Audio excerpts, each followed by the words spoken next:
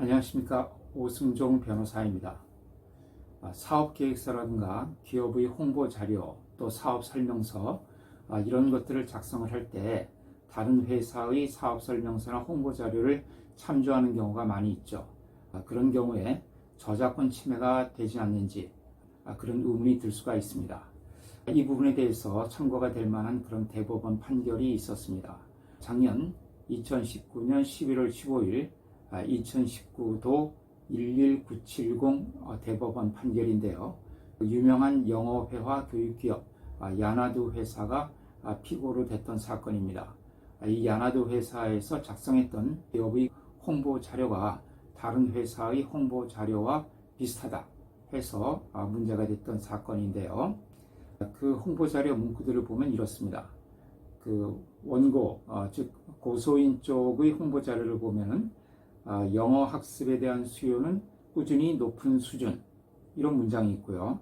여기 대해서 그 야나두의 홍보 자료에 보면 온라인 학습과 영어 학습에 대한 수요는 꾸준히 증가하고 높은 수준, 좀 상당히 비슷하죠. 또 원고의 자료에 보면은 해외 여행 문화가 보편화되고 글로벌 서비스 비즈니스가 증가함, 이런 문장이 있는데 야나두의 자료에 보면 글로벌 서비스 비즈니스의 증가와 해외 여행 문화의 보편화, 글로벌 콘텐츠의 증가 등 이런 문장이 있습니다. 또 원고의 자료에 보면 영어는 여전히 만국 공용어로서의 가치 발휘, 이렇게 되어 있는데 야나두의 자료에는 영어는 여전히 글로벌 공용어로서의 가치를 발휘하고 있음, 네, 이렇게 되어 있습니다. 자, 이제 이런 부분들이 있다 보니까 이것이 표절이다, 저작권 침해다 해서 문제가 됐습니다. 네. 그런데 결론적으로 말씀드리면 여기서 야나두에 대해서는 무죄가 선고됐습니다. 저작권 침해가 인정이 안 됐던 거죠. 그러면 그 이유가 무엇인지 한번 살펴보겠습니다. 1심 법원에서는 이렇게 판결했습니다. 이런 IR 자료, 즉 기업의 홍보 자료는 경영 활동에 관한 객관적 지표 등을 바탕으로 한다.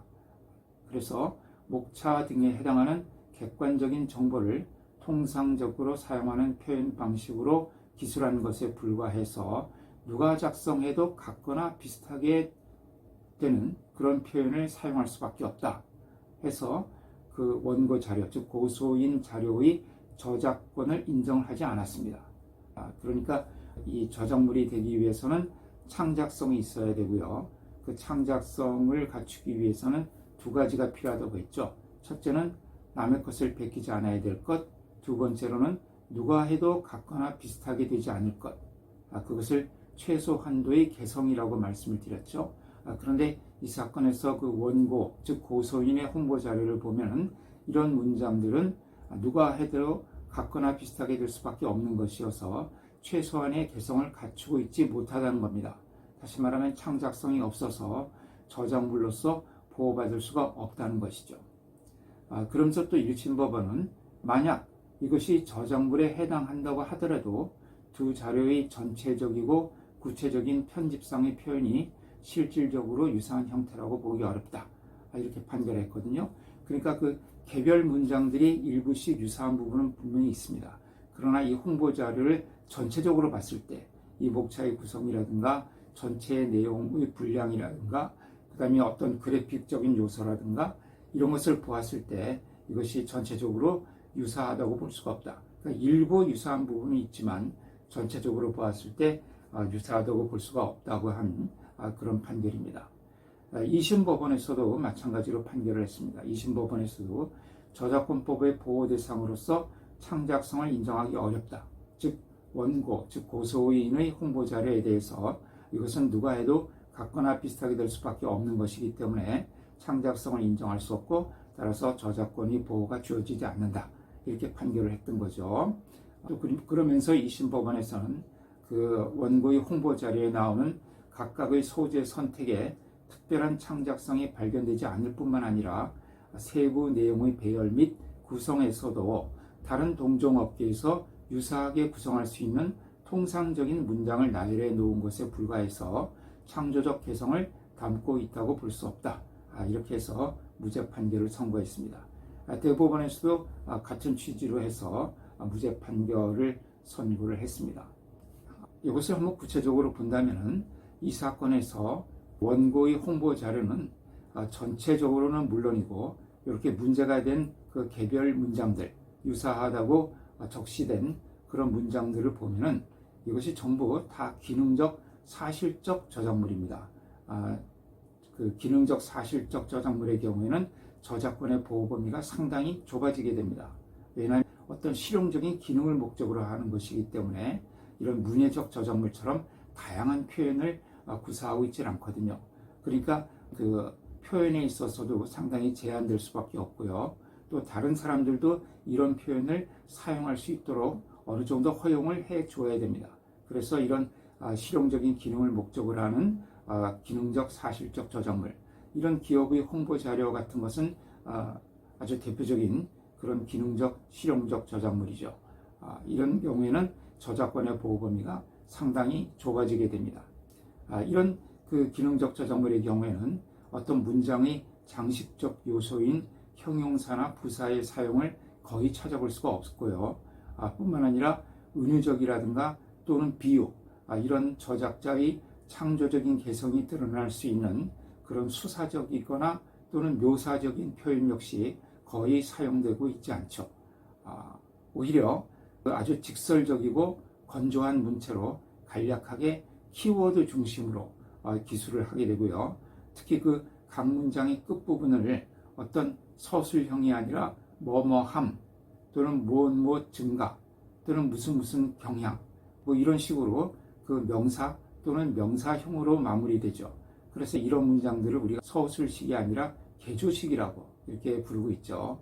그래서 이런 이 홍보 자료에 나오는 그 각각의 문장들은 어떤 그 접속사라든가 관계사 이런 것에 의해서 서로 연결되는 구조가 아니라 그 중심되는 주제와 사상 이것만 간결하게 기술하는 그런 개조식으로 단순 나열되어 있습니다. 그래서 이런 문장들을 보면은 어떤 감상적인 표현보다는 이 문장에서 알리고자 하는 그런 사상이나 주제 등 이제 이런 것을 우리가 통틀어서 아이디어라고 하죠. 이 아이디어는 저작권법에 의한 보호를 받지 못하는 부분이죠. 그래서 우리 아이디어 표현 이분법이라고 말씀을 드렸죠. 저작권법은 표현만을 보호하고 아이디어는 보호를 하지 않는다. 그런데 이런 기업의 홍보 자료 같은 것은 이런 아이디어를 제한된 시간 안에 가장 효율적으로 전달해야 되는 것이죠.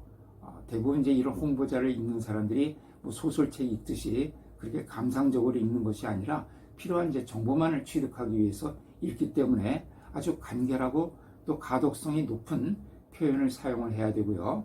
또 상대방의 어떤 이해의 편의성을 고려해서 부득이하거나 어떤 정형화된 그런 서술 방법을 사용할 수밖에 없다는 것이죠. 따라서 야나두의 그런 홍보 자료 역시 동일한 사상이나 주제를 같은 목적에 따라서 기능적으로 서술하고자 하는 이상 그 원고의 홍보 자료와 비슷하게 될 수밖에 없는 그런 면이 있었던 것이죠.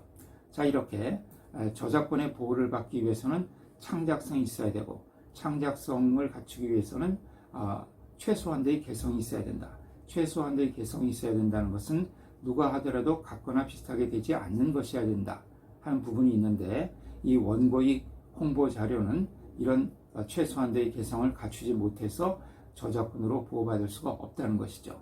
그래서 야나두의 홍보 자료에 대해서 저작권 침해라고 주장할 수 없는 부분이 있고요.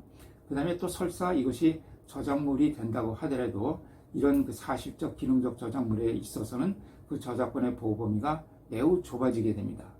또 그리고 그 아이디어와 표현이 합체에 대해서도 한번 말씀드린 적이 있죠. 어떤 아이디어를 표현할 수 있는 방법이 극도로 제한되어 있는 경우에는 설사 그것이 표현에 해당된다 하더라도 저작권의 보호를 해주지 않는다는 그것이 아이디어 표현의 합체의 원칙입니다. 그런데 이런 홍보 자료의 경우에도 표현이라 하더라도 이 홍보 자료가 나타내고자 했던 사상이나 감정을 표현할 수 있는 효율적인 표현 방법이 극도로 제한되어 있기 때문에 이런 경우에는 설사 표현이라고 해도 저작권의 보호를 해주지 않는다는 것이죠. 자, 이렇게 기업의 홍보 자료에 있어서는 저작권 침해가 인정되기 힘들다는 그런 대법원 판결이 있었다는 점을 말씀을 드립니다. 그러나 비록 이 사건에서 무죄가 선고되기는 했습니다마는 문제가 되는 경우가 있을 수 있기 때문에 아무래도 이런 기업의 홍보 자료, 또 기업 설명 자료 같은 것을 작성할 경우에는 타인의 어떤 독창적인 표현까지 모방하는 경우가 없도록 주의를 기울여야 할 필요가 있을 것 같습니다. 네, 오늘 영상이 여러분들에게 도움이 되시기를 바랍니다. 감사합니다.